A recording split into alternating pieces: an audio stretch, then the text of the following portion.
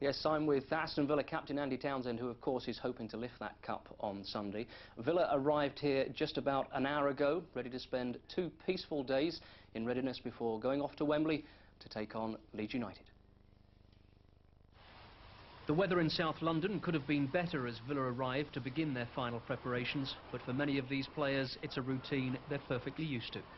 A squad that gives manager Brian Little many options will hear news of the starting lineup at noon tomorrow. But before then, Villa's mix of impressive youth and dependable experience will relax as one. For the next 2 days, Selsdon Park will be Villa's base, an imposing, graceful country residence at which relaxation will be easy, even if the physical demands of a game of golf will be considered just a little too taxing before such a big game. The first team to arrive here today were actually Stoke City, who'll prepare alongside Villa for their game with Charlton tomorrow. And it was Stoke who had first use of the training facilities that over the next 48 hours will play host to Villa's attempt to win a competition they prospered in just 2 years ago.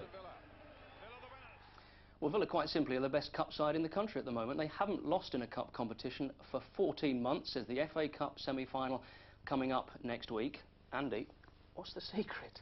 I don't know really, Phil. I think if you can avoid, the big guns in the early rounds, the Manchesters, Liverpools, these sort of teams. If you can, as I say, steer clear of those, and you always get 1 or 2 tricky ties. And then after that, I think you tend to get on a bit of a roll. And once the site of Wembley, the Twin Towers, isn't too far away, the spirit in our camp's been great, and the boys have been really determined to get there. And I think that's why we're hanging in there, on both fronts at the moment. Where's this one going to be won and lost, though, on Sunday? Well, I think all over the pitch, really. I think it's difficult to pinpoint key areas. I think, everybody's got to... We want all our boys, the boys playing on the day, they've all got to play well. I mean, Leeds are a tough team. They've got a lot of excellent players, and, we're going to need to be, right up for it and on our game to win it. And obviously, everybody's looking at the likes of Tony Yeboah against Dwight Yorke. Well, I suppose that's where people will look to those sort of players, obviously, because they're both cracking players and been scoring goals. So yeah, it's obvious to look there. But the other 10 guys and well, actually the whole squad's on the day, have all got a very big part to play. Andy, we wish you well on Sunday. Thanks very much indeed. Thank you. Aston Villa, of course, are looking for goals from 2 players who had more than the English game to learn when they signed for the club. Dwight Yorke, he was just a teenager when he came over from Tobago. Savo Milosevic, he came to England at the height of the Croatian War. In his home country, goals for Savo Milosevic were a matter of routine, and it was purely video evidence such as this that persuaded Brian Little to pay Partizan Belgrade more than £3 million for him. But in England, success has been harder to come by. The adjustment to the lifestyle has understandably taken time, but Milosevic won't use that as an excuse. 12 goals so far this season is a record he's desperate to improve. I think I'm settled definitely on English game.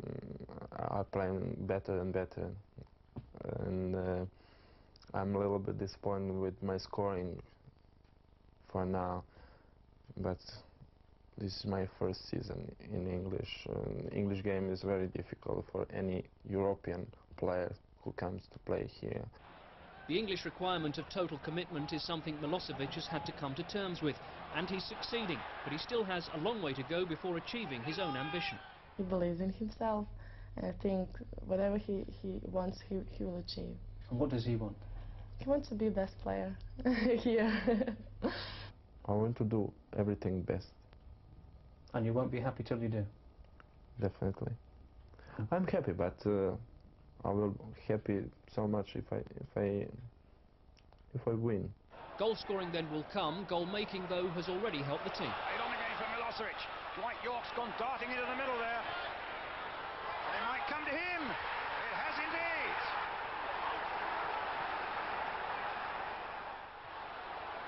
Dwight Yorke is proof that patience is a virtue for a foreign player in England. On Sunday, the man from Tobago will be the centre of attention. It's a bit mad back home at the minute. I think at this point in time there's a lot of things happening on the television, and I'm sure they're going to be broadcasting this game live from Wembley. So a lot of people is quite excited about it, and I'm probably even more excited than anybody else.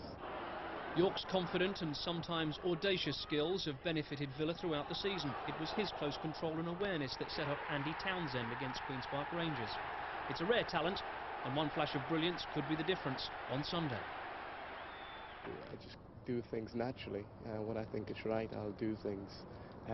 But for me, as I said, yeah, the confidence is a big factor in terms of my performance this season. I was watching him the other day keep a sock up. You know, he'd rolled a sock up and he was keeping it up. I mean, it's just a natural talent he has. And as I've said, with that amount of natural talent, it's important that it's channeled in the right direction. And if York and Milosevic succeed in the final as they did in the semi-final, Sunday might just be a good day out. Well, the man most likely to spoil Villa's day, Tony Yeboah, this morning announced that he's to retire at the end of his contract in 2 years' time. He'll be 31 and he wants to return to his native Ghana to coach. Before then, of course, he wants to end a barren spell for Leeds in cup competitions. The League Cup final 1968 claims of a foul on the Arsenal goalkeeper for Terry Cooper's goal. While Leeds and controversy remain close partners, Leeds and Wembley have become strangers. Is Tony Yeboah Sunday's match winner? He tends to produce what you'd call the unexpected ones, probably more than the easy ones, so that's important, particularly going into one-off games. Howard Wilkinson's view of the Ghanaian Tony Yeboah. Wembley still, though, remains every soccer player's dream. It's going to be a very, very tough game because the Aston Villa, they got a very good form at the moment, and they also look forward to, you know, to also make it. So, but I think it's going to be a tremendous game. We're going to enjoy the day, yeah, of course, but there's a big prize at the end of it. You know, qualifying for Europe, I think, is a must for a club this size, financially. So, although we're going to try and enjoy it, we want to win badly. The unanswered question is how Leeds will react to their FA Cup defeat at Liverpool on Wednesday. That is the likely key to Sunday's result. Well, Brian Little, of course, knows all about winning in a League Cup final. He did it as a Villa player back in 1977. Well, that year, the final needed 2 replays before it was decided at Old Trafford. Everton were the opposition, and Brian scored 2 goals in Villa's 3-2 victory. Well, the hair's a little bit different, but the game's pretty much the same, Brian, isn't it? You go to Wembley to win. Yeah, I think that's definitely the message in the dressing room. I mean, it is a good day, but it's not a day out. And winning at Wembley is all important. Now, what about the team news? Because we understand that Southgate, Taylor and Charles are all fit. Johnson tests tomorrow. That would perhaps indicate that he's quite critical to your plans. Yeah, it's important to give people time. I mean, we've spoken about it so many times this week. I mean, it's been a major issue to so many people. Perhaps in the dressing room, not so much. I mean, but we feel we owe it to Tommy to give him an extra 24 hours to see what he genuinely feels about this particular game. And then and only then will we make a team announcement. And with Gareth Southgate being fit, that would perhaps indicate you've got a choice between Steve Staunton and Paul McGrath at the back.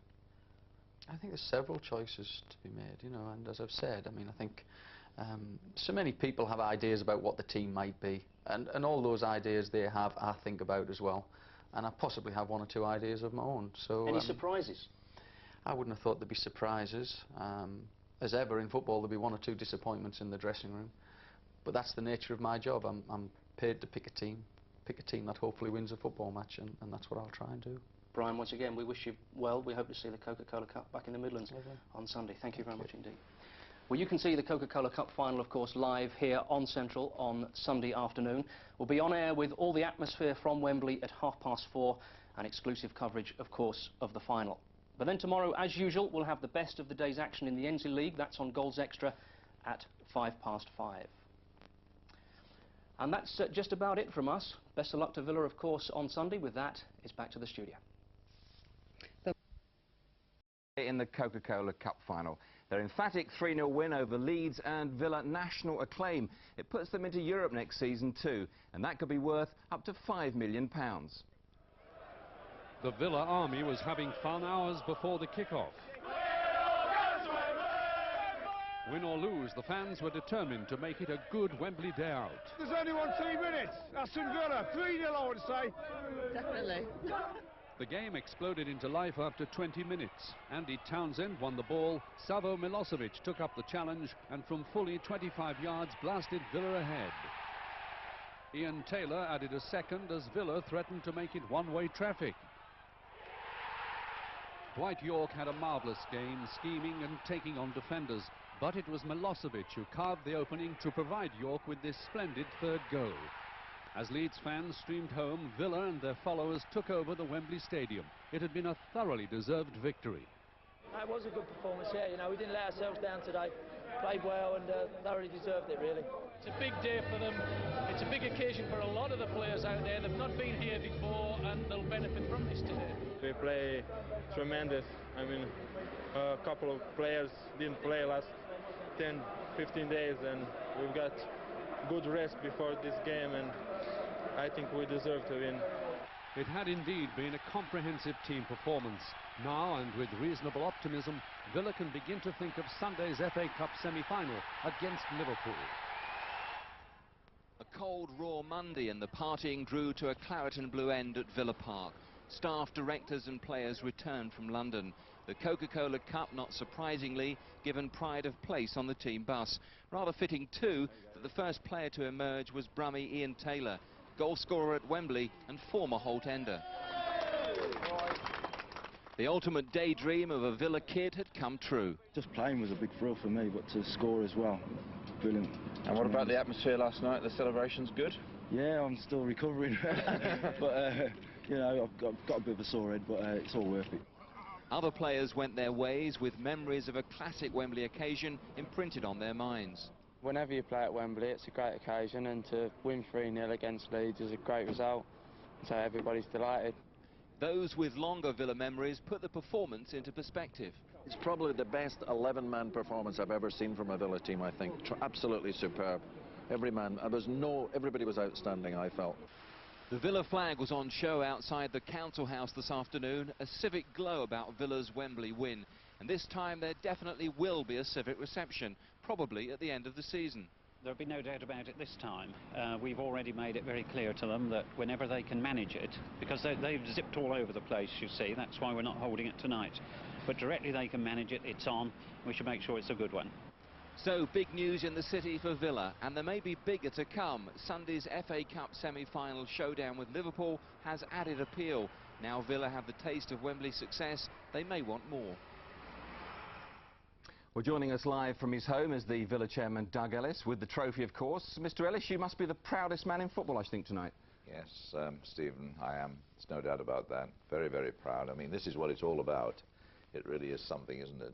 Now, you won it. The lads won for us yesterday. Yes, you did. You won at Wembley. To win in style is so important too, isn't it? And you did that. That must have been particularly pleasing. It is, but we must congratulate Brian Little for putting the team together, all in a period of 15 months.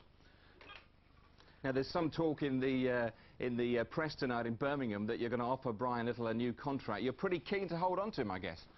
He's going nowhere. He's staying with Aston Villa. He and I have agreed that, but I'll tell you all about it when the ink's dry on the contract. Yes, not keen to let him go. There's just a little matter of a big game against Liverpool coming up this Sunday. You've lost to them twice. Do you think you could do it this time? Well, lightning doesn't strike 3 times, and as far as I'm concerned, if our boys play as well as they did yesterday against Leeds, Liverpool, they better look out next Sunday at Manchester United. So it could be a Wembley double then this season, Mr. Ellis? Well, I certainly hope so, yes. And then going on, you see, bear in mind that Brian's bought 15 players in the 16 months he's been with us. 13 of them are under 25, so the future looks very good. But I would like to say thank you to all our supporters. Our supporters have given us terrific encouragement throughout the whole of the season, and at Wembley they were really, really wonderful. OK, Doug Ellis, thanks very much for joining us this evening. Thank you very much indeed. Thank you. Well, on to rugby now, Leicester time.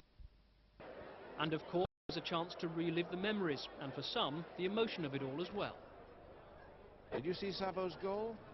Did you see Dwight Yorke's last goal? And in the meantime, Ian Taylor's goal? Oh, I was so emotional. I mean, I was crying. I'm not ashamed to admit it. So, March the 24th, 1996 was the day many believe saw a new era of success for Aston Villa begin at Wembley. And in a special programme exclusive to Central, you can see how Aston Villa...